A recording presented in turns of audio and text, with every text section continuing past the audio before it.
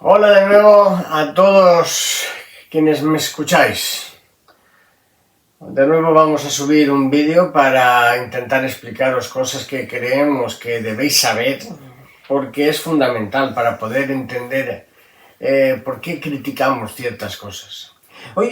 Últimamente observo y con mucha preocupación algún tipo de manifestación o gente que, sobre todo joven, que lleva simbología perteneciente a unas ideologías muy peligrosas como son el fascismo o el nazismo. En España el falangismo. Se ponen la cruz gamada, que era el emblema nazi. Incluso he oído gritar en manifestaciones: yo soy nazi, o Sieg Heil, Sieg Heil, Sieg Heil, y levantando el brazo de esta manera. El Sieg Heil significa fuerza, victoria. En fin, es un grito que en los discursos del creador del nazismo, fue Adolf Hitler, se solía oír con mucha frecuencia. Y por eso vamos a explicar de dónde viene todo esto, de manera sencilla para que lo entendáis. En el siglo XIX, sobre todo a partir de la mitad del siglo XIX, se corría una serie de panfletos antisemíticos contra los judíos, en el cual se les acusaba de muchas de las barbaridades que sucedían. Esto no era nuevo, venía desde hacía mucho tiempo, de esta sensación de culpar a esta raza y a esta religión de todo lo imaginable. Primero por la unión que tenían y porque se resistían a convertirse a otras religiones, pero en fin. Y también circulaban otro tipo de historias en el cual había una que era la teoría de las élites, una teoría según la cual, también extendida en el siglo XIX, el cual el mundo debían gobernarlo las élites, o sea, los inteligentes, los poderosos, porque eran los que sabían cómo tenían que manejar al mundo. Hay que decir que esto es un error. Saben cómo debe ir su mundo. Lo que pasa es que no querían contar con nosotros para no perder sus privilegios. Pero de eso hablaremos en otra ocasión. Bien, todo empieza en un pueblecito austriaco cercano a la frontera de Alemania, donde nace a finales del siglo XIX Adolf Hitler. Adolf Hitler es, por lo tanto, austriaco, aunque su padre era de origen alemán, y fue un niño, digamos, que no fue muy buen estudiante y, según sus profesores y quienes le conocían, un poco vago. De hecho, al quedarse sin padre y luego más tarde sin madre, se va a estudiar a Viena y allí se dedica más a ir a la ópera con el poco dinero que tiene que, por ejemplo, a estudiar o trabajar. Intentó, porque, en fin, se le daba bien el dibujo, intentó entrar en la Universidad de Bellas Artes, en la Facultad de Bellas Artes de Viena, pero fue rechazado porque digamos que lo suyo eran los edificios, pero los retratos de las personas pues no los hacía demasiado bien. Él se dedicó a beber de esa información, de esos panfletos que corrían en aquella época por Austria y por Europa. Adquirió un odio visceral hacia los judíos, a los cuales culpaba de la pobreza del resto de la gente, de los que eran pobres, vamos. ¿Por qué?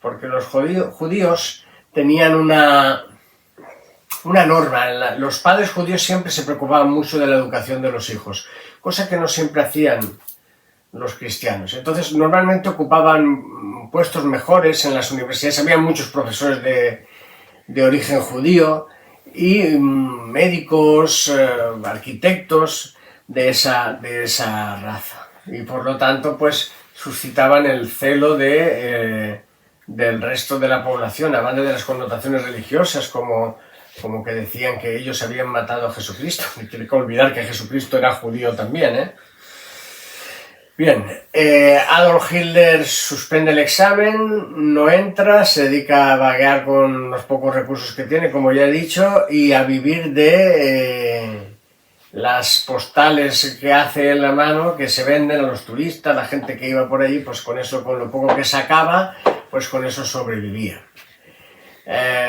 Luego durmió en la calle, vivía en albergues. En fin, él, pensando que la culpa de todos sus males eran los judíos, dice: me voy a ir a Alemania, y se fue a Alemania. Allí le pilló la Primera Guerra Mundial, donde se alistó en el ejército.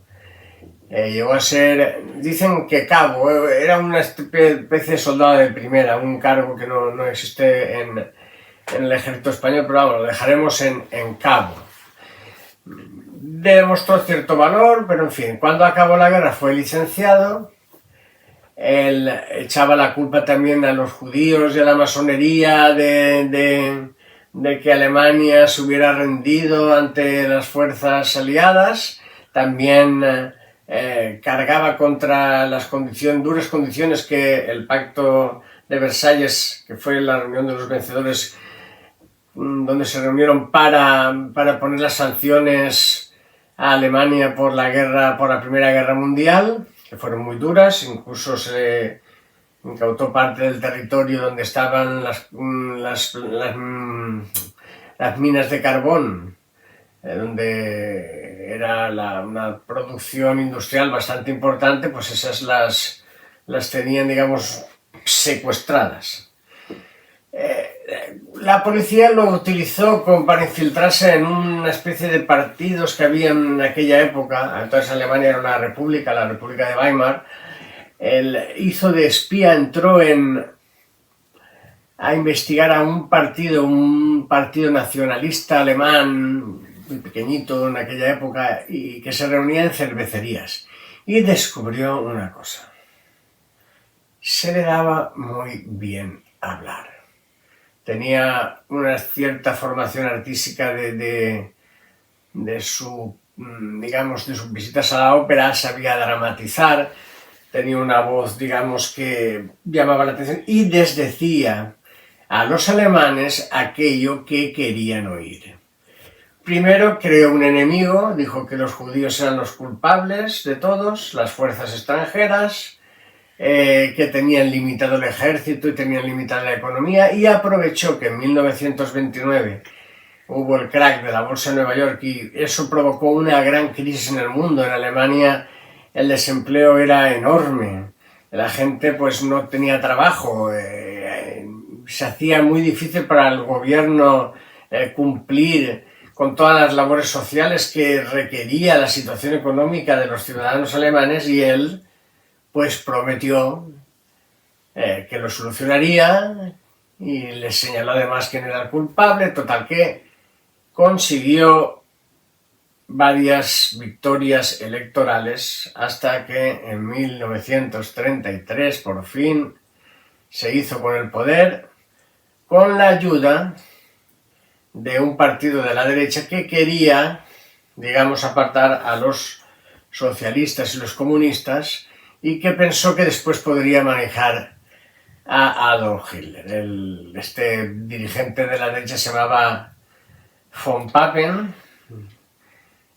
Cometió un error mayúsculo, porque evidentemente en cuanto lo nombraron canciller, lo que hizo posteriormente es deshacerse de von Papen. No lo mató, pero lo relegó, lo apartó, y se quedó él como dueño absoluto, porque inmediatamente de haber sido nombrado canciller, que es como si digáramos el presidente del gobierno, el primer ministro, el presidente de la República, que era un general, von Hindenburg, falleció, que era mayor, y él asumió también el cargo de presidente de la República. Entonces ya tenía él todo el mandato, todavía había un parlamento y era necesario deshacerse de él. Él ya lo había escrito en un libro que escribió, se llama Mein Kampf, mi lucha, que utilizaría la democracia para acabar con la democracia. Ya lo había intentado con un intento de golpe de Estado que le costó una estancia en la cárcel, pero como estaba respaldado por, digamos, por bastante gente de dinero, por los grandes empresarios alemanes, también por los bancos, que veían en él a un azote del comunismo y del socialismo, que en teoría estaba adquiriendo gran fuerza después de la Revolución Rusa, pues se dedicaron a apoyarle. En fin, una vez tenemos instalado ya como jefe supremo a Adolf Hitler, para cargarse al Parlamento, pues utilizó una operación que se llama de distracción, que fue... acusaron a un judío de haber quemado el Parlamento, el Reichstag, el edificio del Reichstag en Berlín, y entonces él, aprovechando que había peligro de que se cometieran más actos vandálicos, pues cerró el Parlamento y se instauró como partido único el Partido Nacional Socialista, conocido como nazi. Se dedicó primero a encarcelar a comunistas y socialistas y seguidamente dictó las leyes antisemitas. Fue acabar, digamos, con todas las fortunas de los judíos, comenzó a cerrarlos. Hubo una noche que se llama la noche de los cristales rotos, donde también aprovecharon que un judío polaco había matado a un encargado de la embajada en París para decir que los judíos querían acabar con el Estado, y entonces supuestamente la población había salido a la calle para destruir los negocios judíos y para vengarse por este asesinato. En realidad esto estaba todo, digamos, preparado por las fuerzas paramilitares de Hitler, que eran las SA, y que se dedicaron vestidos de paisano a apalear judíos, a detenerlos y a quemar y destrozar los cristales de los negocios judíos. Por eso se llama Noche de los cristales rotos. Como en su ensoñación estaba hacerse dueño de Europa, Hitler fue primero invadiendo, fue poco a poco. Primero se apoderó de Austria con la excusa de que los austriacos y los alemanes hablan alemán y son lo mismo. Entró en Austria, que era su patria además, y fue, tengo que decir, bien recibido por muchos nazis austríacos. Se cargaron, por supuesto, al canciller austriaco y se instauró que Austria se unía al Reich, al Imperio Alemán. Posteriormente lo que hizo fue apoderarse de una región de entonces un estado que se llamaba Checoslovaquia, hoy es República Checa y Eslovaquia. Se apoderó de una región que se llama los Sudetes, que era frontera con Alemania, con la excusa de que allí había más alemanes que checoslovacos. Evidentemente las naciones europeas, sobre todo Francia, Gran Bretaña, protestaron.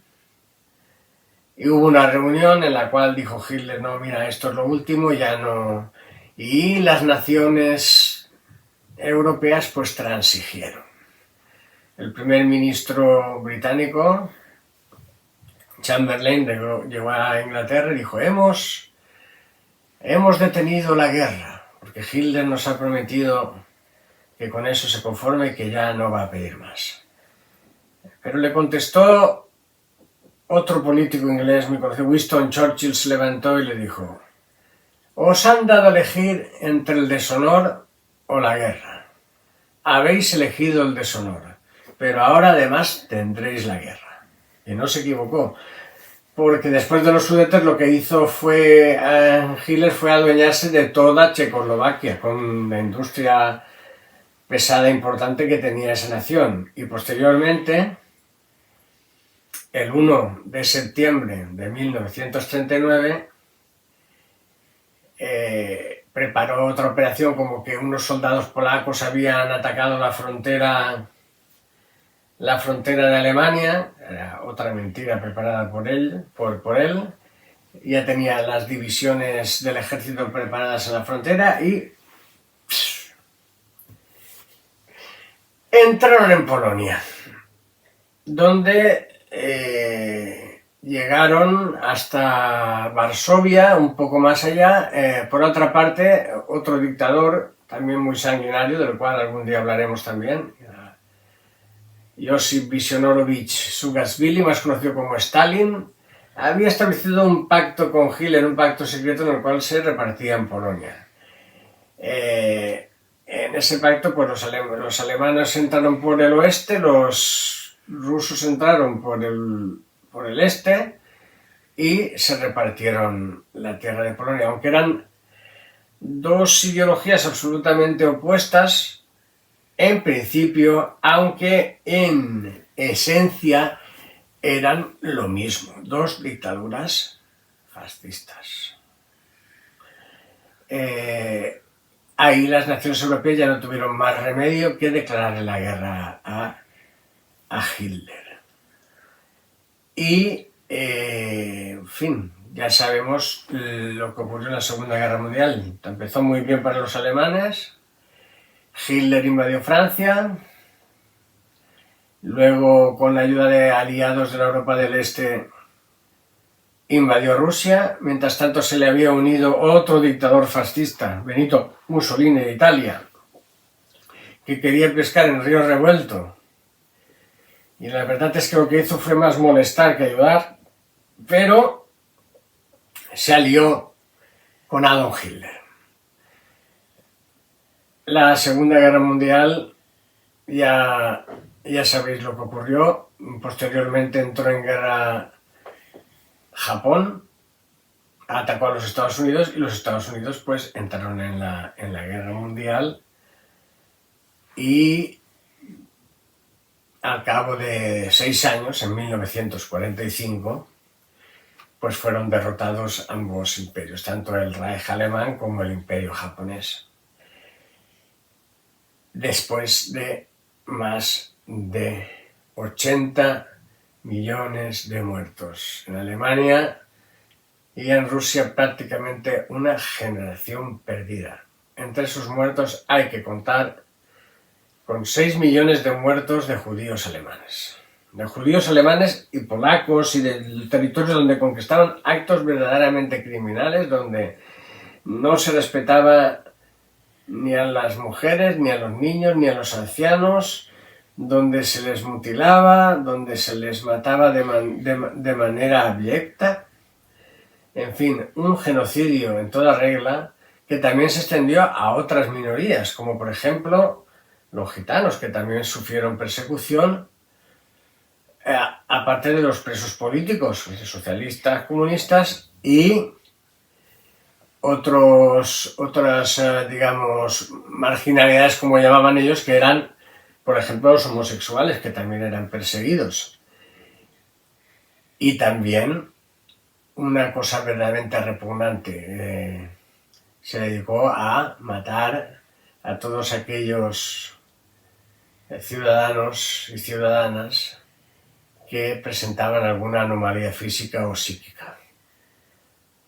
Eso también lo hizo este régimen, el régimen nazi, como el régimen fascista, como el régimen falangista.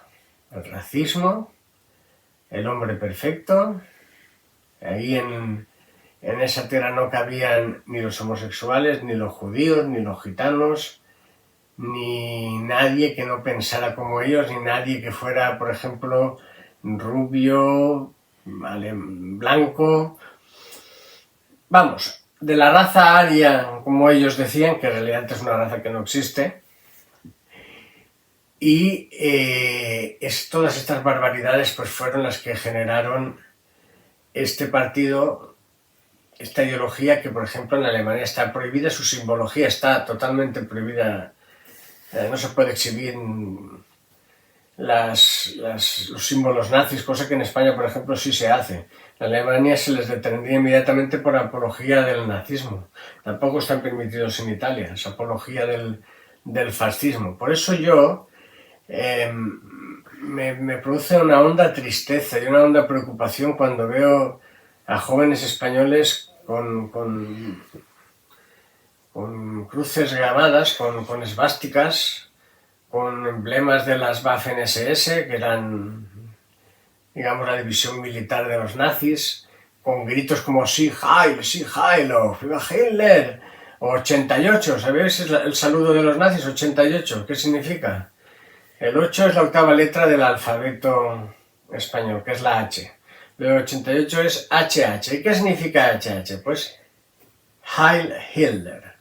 Arriba Hitler, fuerza Hitler. Era el saludo con que se saludaban los alemanes durante la vigencia de el gobierno de Adolf Hitler. Eso me produce honda tristeza y honda preocupación. Entre otras cosas porque, mirad si la ignorancia llega a ser supina, el que lleva esa esvástica es un español y no sabe que hubiera sido tratado con desprecio por parte de los nazis, que consideraban a los latinos parte de las razas inferiores. ¿Sí? Estos que gritan Sieg Heil y que llevan las esvásticas en el brazo hubieran sido relegados prácticamente a seres esclavos, que era como era considerar los de las razas inferiores. La raza superior, la raza aria, existía una teoría en la cual decía que el mundo la habían creado y ellos pertenecían a la raza superior, y luego habían otros que procedían de otro tipo descendían de otro tipo de raza que la raza inferior, y que claro, la raza superior tenía derecho a lo mejor y a servirse de los otros como esclavos.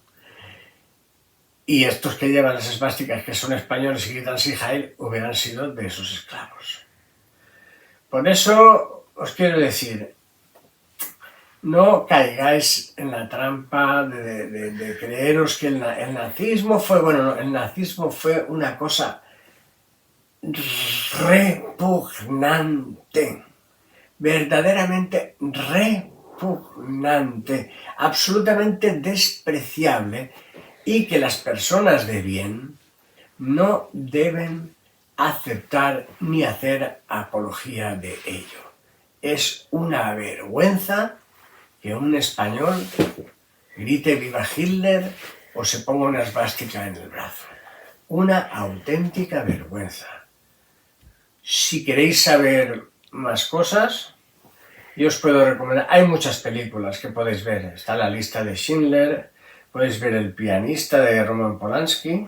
Hay una serie muy antigua pero que puede introduciros bien en el tema, que se llama Holocausto. En fin, podéis, hay mucha literatura también sobre esto. Mirad una que también está en película, que es El niño del pijama de rayas, también la podéis ver. Que nadie os engañe. El nazismo fue una cosa odiosa, como lo fue el falangismo, que nació de las mismas fuentes que el nazismo. El falangismo lo creó en España José Antonio I de Rivera y luego lo transformó a su conveniencia el dictador Franco, con la misma simbología, con el mismo culto a la personalidad del líder, e incluso al principio, incluso con el saludo con el brazo extendido, que tampoco era un invento nazi. Este saludo lo hacían los centuriones romanos para saludar al emperador. Supongo que se creían que eran emperadores, aunque no sé de qué. Por eso os digo que, chavalas, chavales, procurad informaros, y cuando alguien os hable de los beneficios del nazismo, os cuente que somos una raza superior, no es cierto. Tampoco los españoles somos una raza superior. No hay ninguna raza superior. Cuando se intenten comer el coco con que, en este caso, aquí se pone mucho el acento en los inmigrantes, en los menas, y dicen, es que son muy malos. Tampoco es cierto. Ni siquiera reciben esas pagas que dicen que reciben. No es verdad. En España, un inmigrante ilegal no recibe ningún tipo de paga, no puede recibirlo. No se atiende más que en lo que dice Naciones Unidas que se tiene que atender, que es en la comida y un refugio, porque no los vas a dejar en la calle. Otra cosa que dicen muchos youtubers, hay que coger y devolverlos inmediatamente. Esto es típico también de los nazis. Un problema complejo, solucionarlo con una solución muy simple. Los devolvemos ya enseguida. Entonces tú, cuando coges a un cayuco con 150 inmigrantes que no te dicen de qué país son, porque ellos saben que no quieren que se les devuelva, ¿cómo los devuelves? Y si incluso diciéndote dónde son los quieres devolver y el país suyo no nos acepta, ¿qué hacemos? ¿Los tiramos al mar? En serio, de verdad, es que no, devolverlos enseguida. Hay que tener humanidad. Vamos a ver unos vídeos con lo que dicen y luego retomamos la conversación. No tiene ningún sentido que estemos aceptando constantemente menas y encima los repartamos por el país. No tiene ningún sentido. Porque lo único que va a hacer es efecto llamada y va a venir otro montón de gente más que tendrán 19, 20 años y van a decir que tienen 17 y van a llegar y van a tener privilegios. Y les van a dar de aquí a 4 días paguitas. Y son gente que no va a aportar, que no son de aquí, que no se van a integrar porque no tienen ningún lazo con nada y que solo van a crear problemas. Por lo tanto, lo que debería pasar es que se les deportara. Y hay gente que va a decir, no, pero los derechos humanos, rápido, para que estén bien, para que tengan los cuidados de su propio país y puedan incluso retornar con sus familias.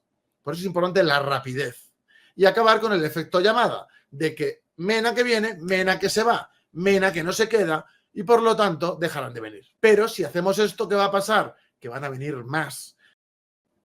Te puedo garantizar que si los medios vieran lo que vivimos los vigilantes de seguridad en un centro de extranjería, la película cambiaría muchísimo, porque ahí ves de todo. Entre ellos se matan. Ellos entran a las 9 de la noche en los autobuses y a las 9 de la mañana se tienen que ir. Están en la calle todo el día hasta las 9 que vuelven a dormir. Vuelven pasadísimos, habiendo cometido delitos, vuelven con 2 zetas detrás. Eso no sale. Los centros de extranjería están apartados. El gobierno no quiere que se vea. No quiere dar esa sensación de peligrosidad a la población. Vivimos enajenados en una falsa situación de comodidad, de está todo bien, no, de España va bien.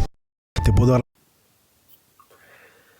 Bueno, como ya podéis haber visto en estos 2 vídeos, pues no se pueden decir más falsedades en menos tiempo. Como por ejemplo del efecto llamada, lo de las paguitas, que no existen paguitas. Yo no sé cómo repetirlo. Yo, desde luego, privilegios, dicen. Yo no quisiera estar en la piel de un menor extranjero no acompañado.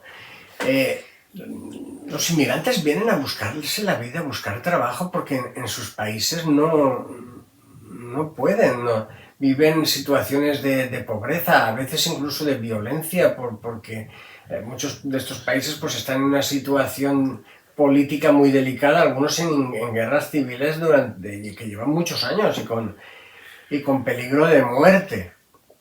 Y dice que la historia de la inmigración es tan vieja como el tiempo, digamos, y mismamente en España. Los españoles hemos sido un país de emigrantes. Hemos emigrado a Francia, hemos emigrado a Alemania, a Suiza y a Sudamérica también. Muchos dicen, no, nosotros íbamos con papeles, no es verdad. Si alguien quiere ver, por ejemplo, la película Un franco, 14 pesetas, ahí verá cómo emigraban sin tener papeles, o incluso la misma Venta a Alemania, Pepe, una película, una comedia española donde el protagonista Alfredo Landa se va a Alemania sin papeles y trabaja porque otro español les da trabajo, digamos, bajo mano. Pero si nos remontamos, por ejemplo, a 1949, existe la historia de barcos, de cayucos, pateras, como le puedes llamar, que salían desde Canarias e iban directamente a Sudamérica, digamos. Y una historia de una que llegó con 149 personas desde Canarias a Venezuela. Llegaban en unas condiciones lamentables, llenos de suciedad, de vómitos, de piojos, escapando de una situación económica que no era la mejor. Era una situación de pobreza extrema y muchos pues hicieron, digamos, su vida en esa tierra extranjera y donde también tuvieron que tolerar a veces la incomprensión de los que allí vivían. Esto es muy típico del nazismo, de los regímenes fascistas, digamos, de la ideología fascista. Normalmente la clase dirigente es una clase poderosa que siempre ha estado en el poder y que pretende perpetuarse en ella a través de sus hijos. Entonces, esta ideología a su servicio, ¿qué es lo que hace? Le dice al español pobre que ese inmigrante pobre extranjero que viene le va a quitar lo poco que tiene y que cuando vengan a ellos se lo van a regalar y te lo van a quitar a ti. Pues claro, a los ricos no se lo va a quitar. Entonces se enfrentan al español pobre con el extranjero pobre. Porque cuando el inmigrante, por ejemplo, es el jeque de Abu Dhabi, que viene con 3.000 millones de euros, entonces este señor ya no es mal visto, ya no es una persona a la cual se haya que expulsar, no. Entonces, ¿a quién tenemos el odio? ¿Al inmigrante o al pobre? Es el pobre. Y enfrentamos al español pobre con el inmigrante pobre. ¿Por qué? Porque le conviene a la clase dirigente española de toda la vida. ¿Por qué? Porque no quiere pagar impuestos. Y digo yo, ¿y qué tiene de malo que una persona que gana o que tiene a su disposición tantos millones no pueda dar una parte pequeña que no le va a impedir a él seguir con la misma vida de lujo, pero que va a proporcionar a los españoles pobres y a la gente, no a los españoles pobres, sino a la gente que lo necesite, mejores escuelas, mejor atención sanitaria, mejores infraestructuras como carreteras, mejores instalaciones deportivas? Esto es lo que se hace con los impuestos. Los estados que no pueden pagar impuestos, como hay muchos en Sudamérica y en África, pues que donde los ricos no pagan impuestos porque no quieren y los pobres pues no pagan impuestos porque no pueden. Entonces no hay estado. El estado no tiene nada, no tiene para hacer escuela, no tiene para hacer nada. En cambio, los impuestos que en los países donde pagan impuestos sí tienen esa disposición. Eso ha permitido que a personas que no hubieran podido estudiar porque no les hubiera llegado, con becas hayan podido hacerlo. Y esto es lo que no quieren a veces las clases, digamos, más dominantes. Yo hablo de las de nuestro país, pero vamos, me imagino que en los otros países también. Es eso. Entonces, vamos a crear un problema. El problema es el inmigrante pobre, pero ¿quién tiene que ser? El español pobre. Vamos a ponerlo en contra y que se enfrenten entre ellos. Y de paso que el español pobre nos dé los votos a nosotros, que les decimos que acabaremos con los que les quieren quitar lo poco que tienen. Es que es absurdo. El problema del español pobre se soluciona haciendo que los españoles ricos paguen más impuestos. Oye, que tampoco les vas a quitar la fortuna, que esto no es un estado soviético. Simplemente que paguen un poco más. Oye, aquel que tiene 100 millones de euros, si le quitan 4... le quedan 96. Va a vivir igual de bien. Sin embargo, no quieren. Y por eso producen estos enfrentamientos que producen. No van a ir luego esos dineros de los impuestos no van a los que no trabajan. Eso les dan sin trabajar. No. Ya le digo, todos nos beneficiamos. Los colegios, universidades... Ya le digo que instalaciones deportivas, infraestructuras, etcétera, etcétera. Incluso la cultura. Por eso no hay que ser ignorantes, ¿no? No hay que ver al inmigrante pobre como el enemigo. No son el enemigo. Os lo digo yo en serio. ¿Cuántos de vosotros han tenido un problema en el trabajo por un inmigrante? Haced examen de conciencia. Si alguien ha perdido su puesto de trabajo por un inmigrante, haced examen de conciencia. ¿Alguien ha sufrido alguna agresión por parte de un MENA? Haced examen de conciencia. En este país fue muy comentado el tema de la manada, que violaron a una chica, 4 individuos, y eran españoles. Uno de ellos perteneciente, por cierto, a las Fuerzas Armadas. Uno a la Guardia Civil y otro al Ejército. Entonces, por eso es lo que quiero deciros yo, que no os dejéis manipular. Porque Hitler hizo lo mismo con los judíos. Los puso como la víctima propiciatoria. Estos son los culpables de vuestra situación. ¡Hala! Lógicamente, la gente cuando se los cargaban o se los llevaban no protestaban. Y aquí hacen lo mismo. Estos son vuestros enemigos. Acabad con ellos. Manera de acabar con ellos. Votadnos a nosotros, los que queremos acabar con ellos, y acabaremos con ellos. Y una vez en el poder, lo que van a hacer es privatizar sanidad, privatizar educación, privatizar todo lo que puedan. ¿Por qué? Porque el rico, si quiere un médico, va y se lo paga. Si quiere un colegio caro, va y se lo paga. Pero el pobre no puede hacer eso. Al pobre se lo tiene que pagar el Estado. Y la manera de que los ricos paguen menos impuestos, que es lo que quieren, es quitando en educación, quitando en sanidad, quitando en cultura. ¿Y quién es el perjudicado? Decídmelo. Pensadlo. ¿Quién es el perjudicado? Reflexionad. ¿Quién? ¿Quién es el perjudicado si dejan de dar subvenciones, si se cobran menos impuestos a los ricos y no se paga para sanidad, cultura, educación, infraestructuras? La gran mayoría de nosotros. Que si queremos algo lo tendremos que pagar, nos va a salir más caro. A ellos les saldrá más barato, porque pagarán menos impuestos. Pero a ti te va a salir más caro. Para finalizar, hay una canción de Víctor Manuel que se llama Esto no es una canción. No la voy a cantar, os voy a recitar los versos que dice, porque muchas veces esta gente pone siempre como excusa la patria. Siempre estamos España, España, la bandera de España, nos hemos adueñado de España, del himno y de todo. Los españoles somos todos.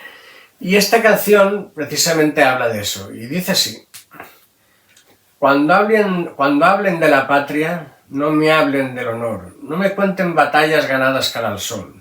Tal vez si me dijeran que no importa el color, el sexo ni la raza, o el bando en que luchó.